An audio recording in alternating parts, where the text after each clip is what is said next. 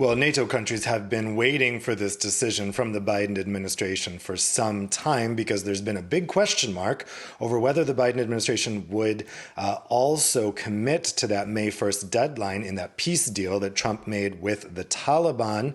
We now know that the U.S. will not meet that May 1st deadline. That announcement is expected to be made official today. The U.S. will instead set a withdrawal date of September 11th, obviously a very symbolic date. That, of course, was effectively the day this war began 20 years ago. Of course, the U.S. and its NATO allies invaded Afghanistan because the Taliban government there at the time would not hunt down and turn over Osama bin Laden, the mastermind of the 9/11 attacks.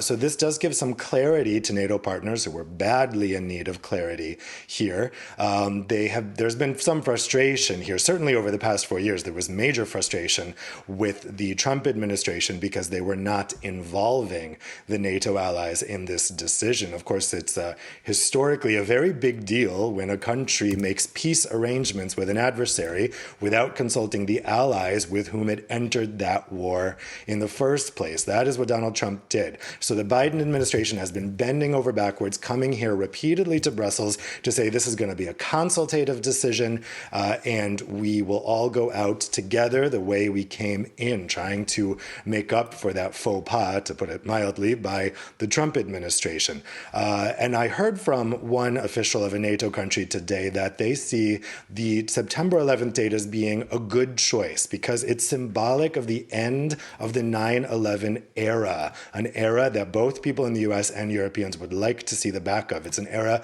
when the U.S. was really focused on the war against terrorism. Above all else, it shifted geopolitical realities. It caused some kind of Cold War in some parts of the world, but now the U.S. is really shifting to focusing on traditional state adversaries like China and Russia. And of course, right now, we're very much in the COVID era. So the 9/11 era has been over for some years, and that pullout date on September 11th will be really symbolic. It'll make it official. The 9/11 era is over. Of course, the war itself, not many people would call a success, whatever Secretary Blinken said right there, because of course, we're probably going back to the exact same situation we started the war in, which is a Taliban government. Dave, tell us a bit more about reaction there from NATO. Is everyone in the organization completely on board?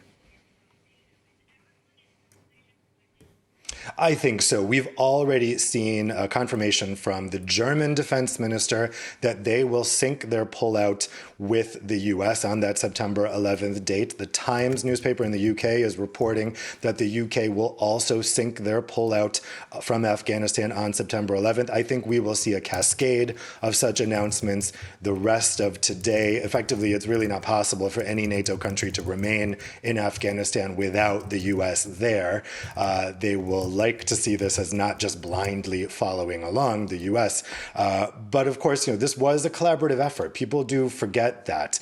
This was the first and only time Article 5 of the NATO Treaty, the Mutual Defense Clause, has ever been invoked. After 9/11, the U.S. essentially demanded that its NATO partners invade Afghanistan with it, and everyone did do it. I think people forget that because they get clouded with the Iraq War that Germany and France did not participate in, and therefore it was not and still is not a NATO mission, but they all did participate. For the past 20 years, they've been fighting side by side with the United States, and so they're really going to want to collaborate on this exit. They're going to want to make this seem as much of a mutual decision as possible, but frankly, when the subject of Afghanistan comes up in this town, it is not a subject people enjoy talking about. It's not a subject that engenders positive feelings toward the U.S., I can tell you that.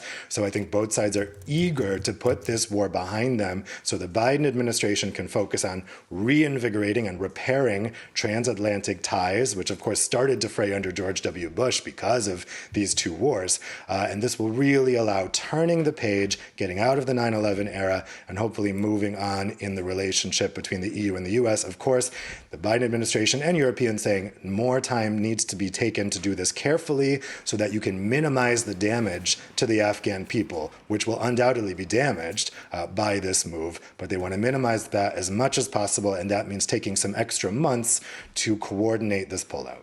Dave, thanks for that. France 24's Dave Keating there reporting from Brussels.